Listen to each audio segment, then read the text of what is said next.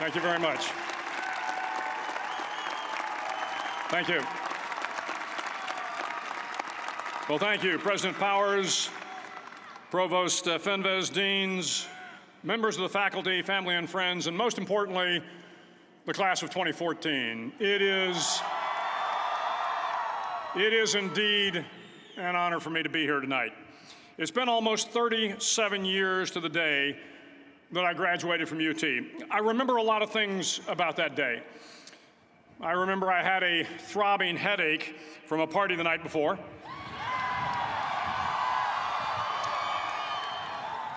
I remember I had a serious girlfriend, who I later married. That's important to remember, by the way. And I remember I was getting commissioned in the Navy that day. But of all the things I remember, I don't have a clue who the commencement speaker was, and I certainly don't remember anything they said. So acknowledging that fact, if I can't make this commencement speech memorable, I will at least try to make it short. So the university's slogan is, "What starts here changes the world." Well, I've got to admit, I kind of like it. What starts here changes the world. Tonight, there are almost 8,000 students, or there are more than 8,000 students graduated from UT. So that great paragon of analytical rigor, Ask.com, says that the average American will meet 10,000 people in their lifetime. 10,000 people, that's a lot of folks. But if every one of you changed the lives of just 10 people, and each one of those people changed the lives of another 10 people, and another 10, then in 5 generations, 125 years, the class of 2014 will have changed the lives of 800 million people. 800 million people. Think about it. Over twice the population of the United States. Go one more generation, and you can change the entire population of the world, 8 billion people. If you think it's hard to change the lives of 10 people, change their lives forever, you're wrong. I saw it happen every day in Iraq and Afghanistan. A young Army officer makes a decision to go left instead of right down a road in Baghdad, and the 10 soldiers with him are saved from a close-in ambush. In Kandahar province, Afghanistan, a non-commissioned officer from the female engagement team senses that something isn't right and directs the infantry platoon away from a 500-pound IED, saving the lives of a dozen soldiers. But if you think about it, not only were those soldiers saved by the decisions of one person, but their children were saved, and their children's children. Generations were saved by one decision, one person. But changing the world can happen anywhere, and anyone can do it. So what starts here can indeed change the world. But the question is, what will the world look like after you change it? Well, I'm confident that it will look much, much better. But if you'll humor this old sailor for just a moment, I have a few suggestions that may help you on your way to a better world. And while these lessons were learned during my time in the military, I can assure you that it matters not whether you ever served a day in uniform. It matters not your gender, your ethnic or religious background, your orientation, or your social status.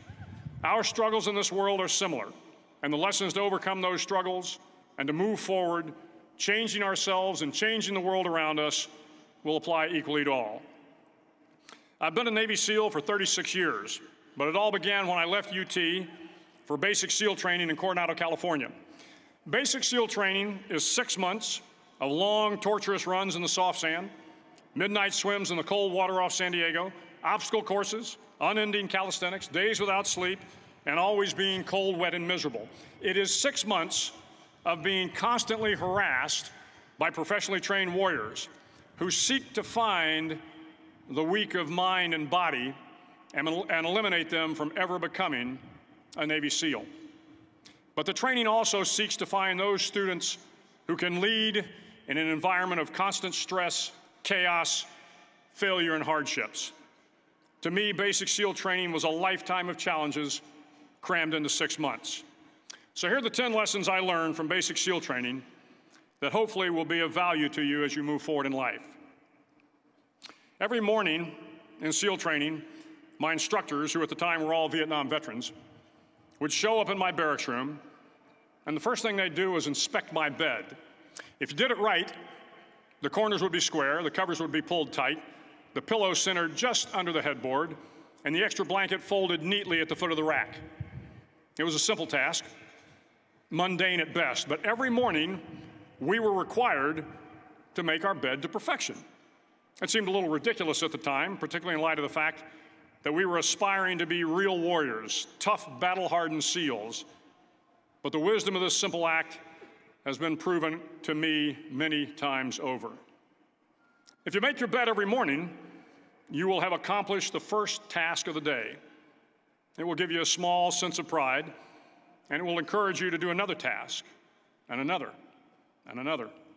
And by the end of the day, that one task completed will have turned into many tasks completed. Making your bed will also reinforce the fact that the little things in life matter. If you can't do the little things right, you'll never be able to do the big things right. And if by chance you have a miserable day, you will come home to a bed that is made, that you made. And a made bed gives you encouragement that tomorrow will be better. So if you want to change the world, start off by making your bed. During SEAL training, the students are all broken down into boat crews. Each crew is 7 students, 3 on each side of a small rubber boat, and 1 coxswain to help guide the dinghy. Every day, your boat crew forms up on the beach and is instructed to get through the surf zone and paddle several miles down the coast.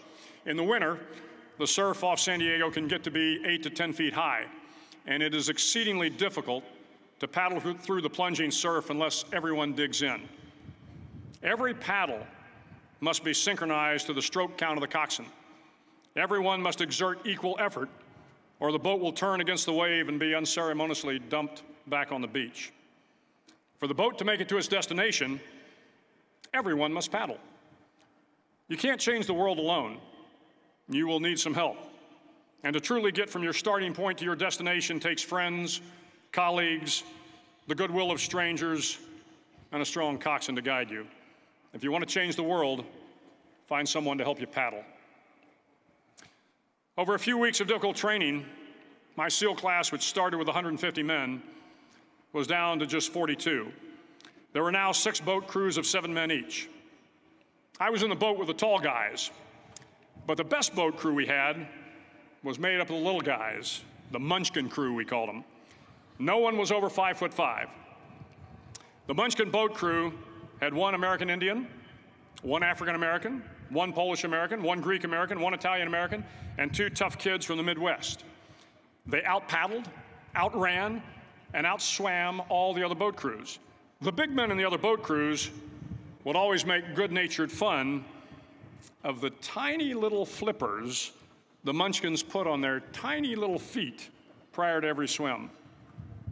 But somehow these little guys from every corner of the nation and the world always had the last laugh, swimming faster than everyone and reaching the shore long before the rest of us. SEAL training was a great equalizer. Nothing mattered but your will to succeed, not your color, not your ethnic background, not your education, not your social status.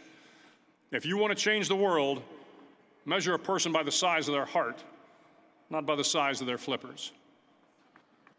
Several times a week, the instructors would line up the class and do a uniform inspection. It was exceptionally thorough. Your hat had to be perfectly starched, your uniform immaculately pressed, your belt buckle shiny and void of any smudges. But it seemed that no matter how much effort you put into starching your hat or pressing your uniform or polishing your belt buckle, it just wasn't good enough. The instructors would find something wrong. For failing the uniform inspection, the student had to run, fully clothed, into the surf zone, then wet from head to toe, roll around on the beach until every part of your body was covered with sand. The effect was known as a sugar cookie. You stayed in the uniform the rest of the day, cold, wet, and sandy. There were many a student who just couldn't accept the fact that all their efforts were in vain, that no matter how hard they tried to get the uniform right, it went unappreciated. Those students didn't make it through training. Those students didn't understand the purpose of the drill. You were never going to succeed. You were never going to have a perfect uniform. The instructors weren't going to allow it. Sometimes, no matter how well you prepare or how well you perform, you still end up as a sugar cookie. It's just the way life is sometimes. If you want to change the world, get over being a sugar cookie and keep moving forward. Every day during training, you were challenged with multiple physical events: long runs, long swims, obstacle courses, hours of calisthenics, something designed to test your mettle.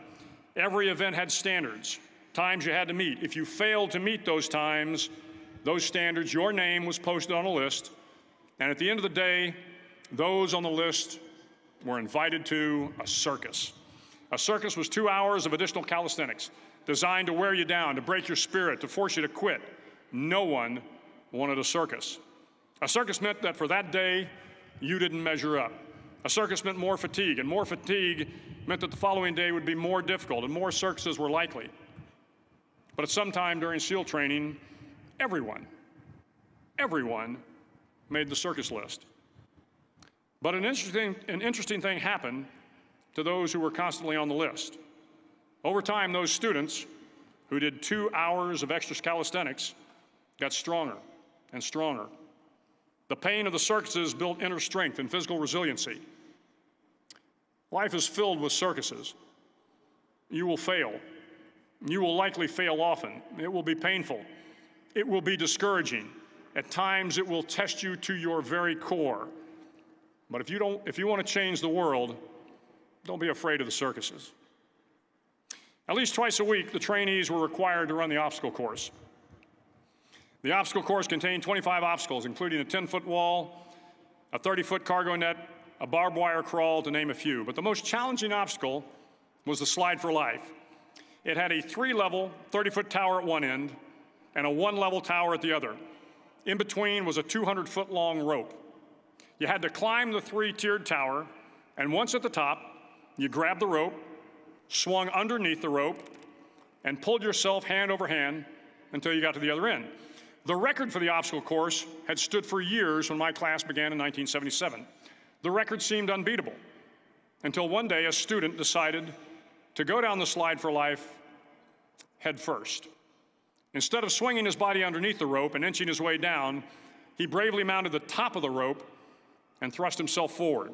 It was a dangerous move, seemingly foolish and fraught with risk.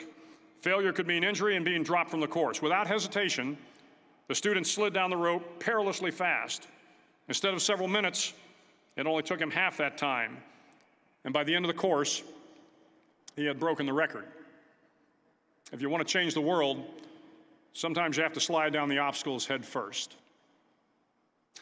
During the land warfare phase of training, the students are flown out to San Clemente Island, which lies off the coast of San Diego. The waters off San Clemente are a breeding ground for the great white sharks. To pass SEAL training, there are a series of long swims that must be completed. One is the night swim. Before the swim, the instructors joyfully brief the students on all the species of sharks that inhabit the waters off San Clemente. They assure you, however, that no student has ever been eaten by a shark, at least not that they can remember. But you are also taught that if a shark begins to circle your position, stand your ground. Do not swim away. Do not act afraid. And if the shark, hungry for a midnight snack, darts towards you, then summons up all your strength and punch him in the snout, and he will turn and swim away. There are a lot of sharks in the world. If you hope to complete the swim, you will have to deal with them. So if you want to change the world, don't back down from the sharks. As Navy SEALs, one of our jobs is to conduct underwater attacks against enemy shipping. We practice this technique extensively during training. The ship attack mission is where a pair of SEAL divers is dropped off outside an enemy harbor and then swims well over 2 miles underwater, using nothing but a depth gauge and a compass to get to the target. During the entire swim, even well below the surface, there is some light that comes through. It is comforting to know that there is open water above you. But as you approach the ship, which is tied to a pier, the light begins to fade. The steel structure of the ship blocks the moonlight. It blocks the surrounding street lamps. It blocks all ambient light. To be successful in your mission, you have to swim under the ship and find the keel, the center line, and the deepest part of the ship. This is your objective.